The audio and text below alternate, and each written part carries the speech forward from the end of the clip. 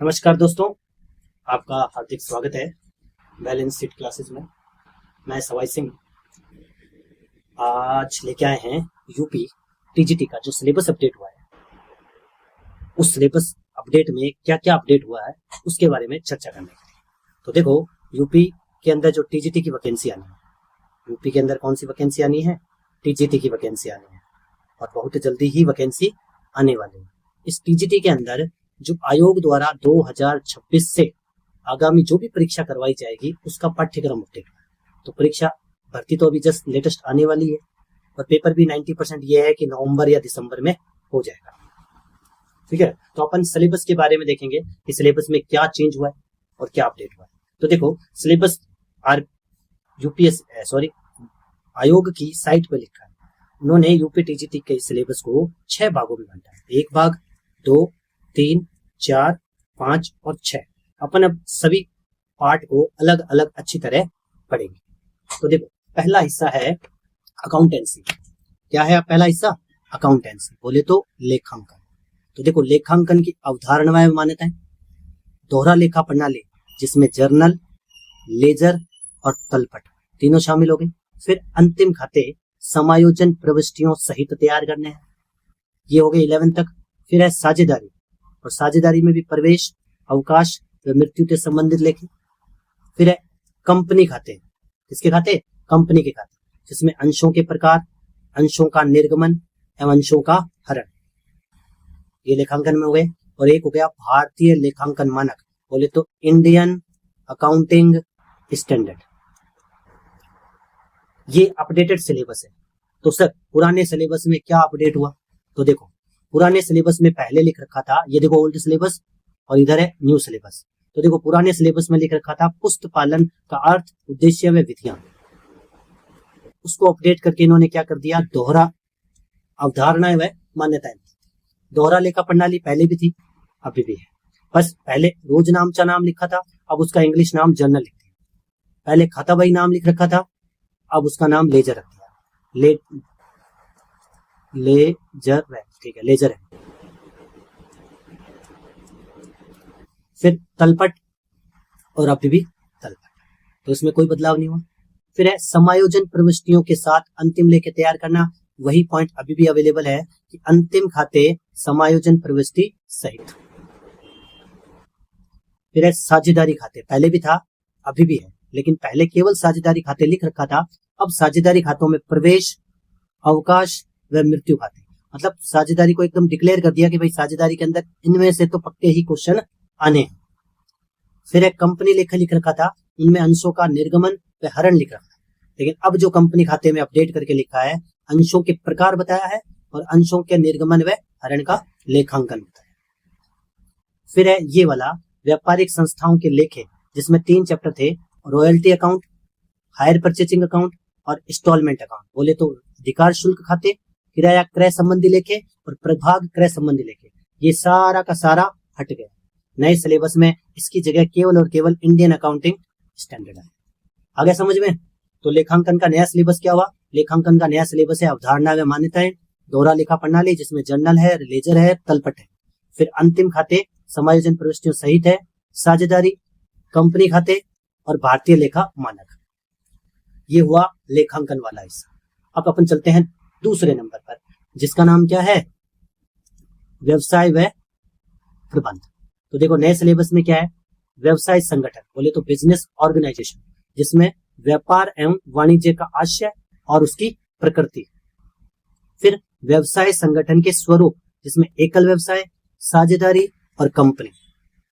फिर है विपणन की प्रकृति एवं कार्य, बोले तो मार्केटिंग का नेचर और मार्केटिंग के फंक्शन। फिर है देशी व विदेशी व्यापार। यहां तक हो गया बिजनेस ऑर्गेनाइजेशन। अब है बिजनेस मैनेजमेंट। मैनेजमेंट में क्या है? नेचर, स्कोप, प्रिंसिपल, बोले तो प्रबंध की प्रकृति, प्रबंध का क्षेत्र व प्रबंध के सिद्धांत। फिर है प्रबंध के कार्य। कार्य में देखो नियोजन, संगठन, निर्देशन व नियंत्रण। उसके बाद मोटिवेशन, बोले तो अभिप्रेरणा एवं नेतृत्व के सिद्धांत। फिर है एंटरप्रेन्योरशिप।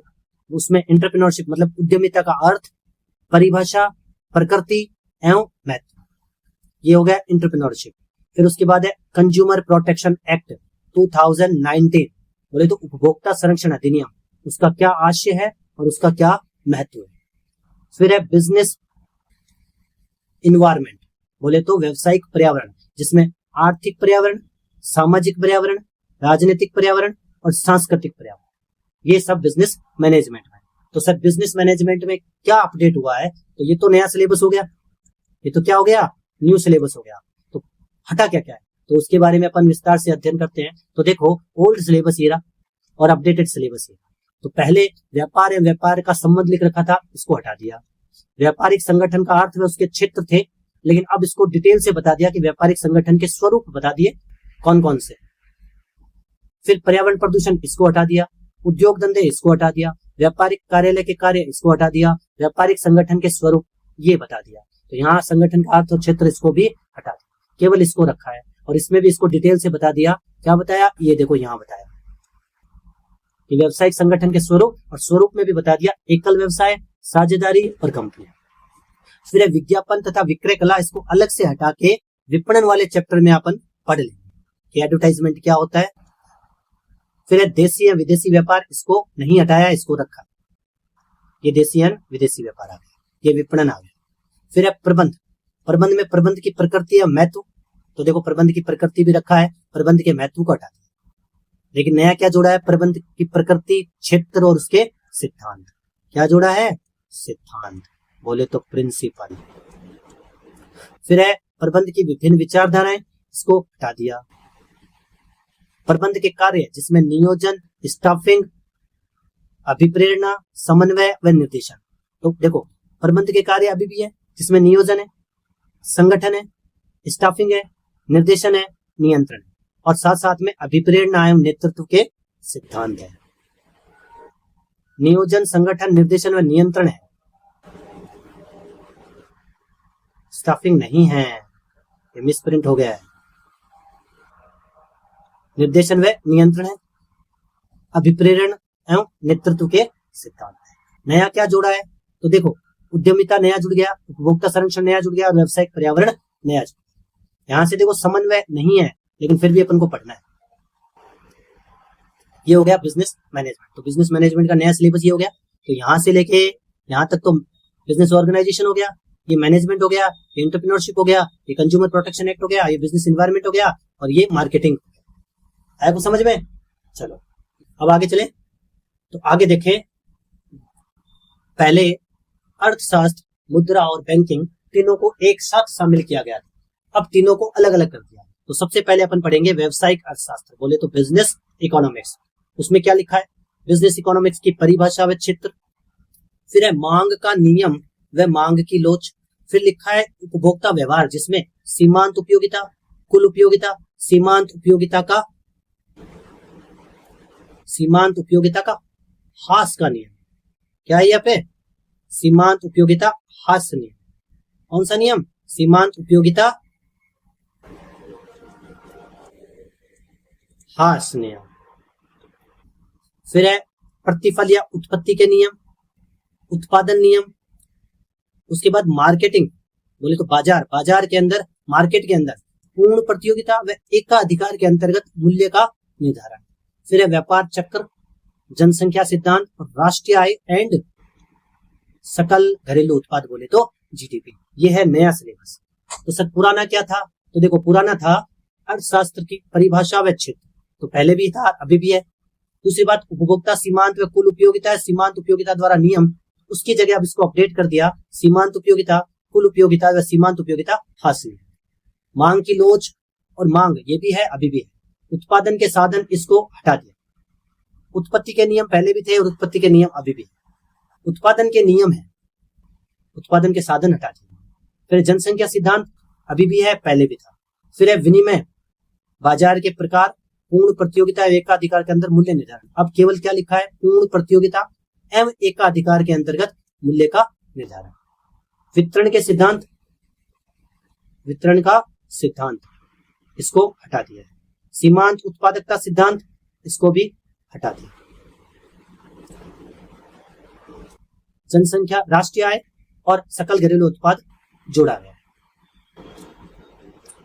आगे देखो नया चैप्टर मुद्रा एवं बैंकिंग, बोले तो नया पॉइंट नंबर 3 या 4, पॉइंट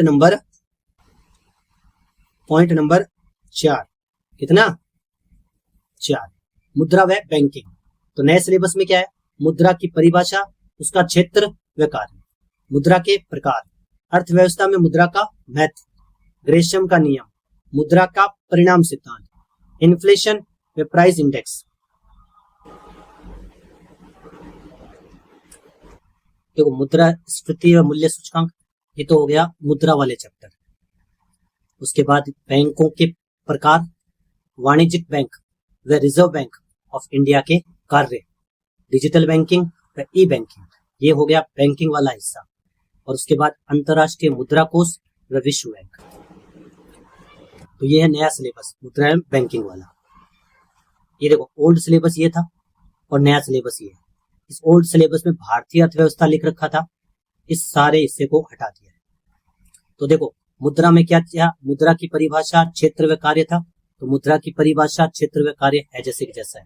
पूंजीवाद व समाजवादी अर्थव्यवस्था में मुद्रा का महत्व था।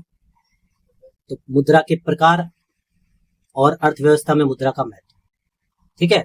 तो ये अर्थव्यवस्था, चाहे पूंजीवादी अर्थव्यवस्था हो चाहे समाजवादी अर्थव्यवस्था, अब इन्होंने केवल और केवल अर्थव्यवस्था में मुद्रा का महत्व, तो ये भी टॉपिक 1 हो गया।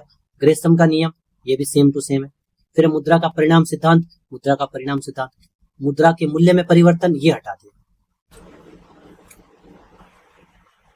मुद्रास्फीति जोड़ दिया और मूल्य सूचकांक जोड़ दिया। बैंकिंग में बैंकिंग के कार्य व प्रकार, वाणिज्यिक बैंक के सिद्धांत, रिजर्व बैंक ऑफ इंडिया के कार्य। अब उसकी जगह क्या किया, बैंकों के प्रकार। बैंकिंग के अंदर पहला तो लिखा बैंकों के प्रकार, क्या लिखा है, बैंकों के प्रकार, वाणिज्यिक बैंक व रिजर्व बैंक ऑफ इंडिया के कार्य, डिजिटल बैंकिंग व ई बैंकिंग, और अंतरराष्ट्रीय मुद्रा कोष व विश्व बैंक। ये अपडेटेड सिलेबस में रखा है। अब आगे चले, आगे देखो स्टैटिक्स 5वें नंबर पर क्या है, स्टैटिक्स, सांख्यिकी।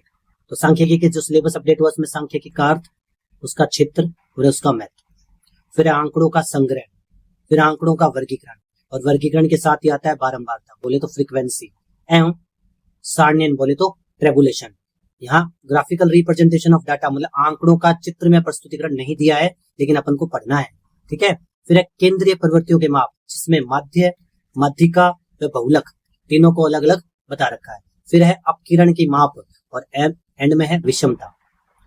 तो देखो सिलेबस में क्या अपडेट हुआ स्टैटिक्स में।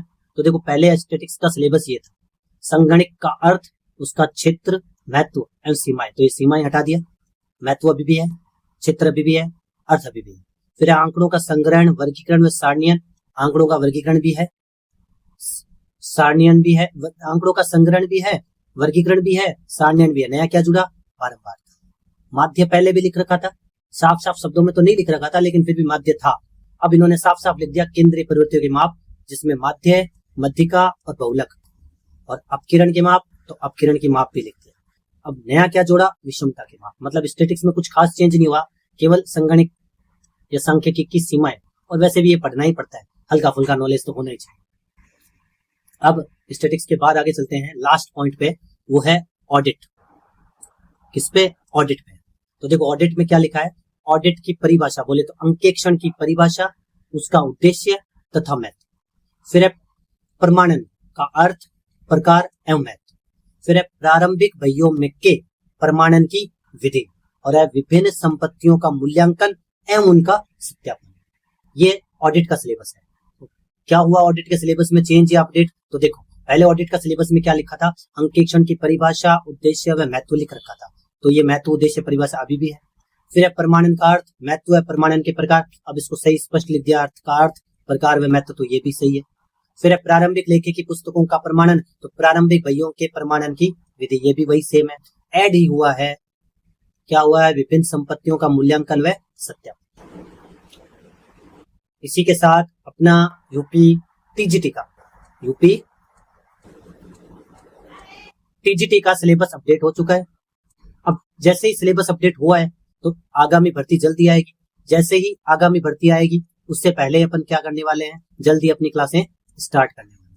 अब नेक्स्ट वीडियो जो आएगा वो नेक्स्ट जो भी वीडियो आएगा वो आएगा पीजीटी के सिलेबस के बारे में। कोई भी कमेंट हो आप कमेंट बॉक्स में लिख सकते हो। कोई भी पूछना हो तो आप कर सकते हो। चैनल अपना नया है तो सब्सक्राइब कर ले ताकि कोई नोटिफिकेशन आपको जल्दी मिल जाए।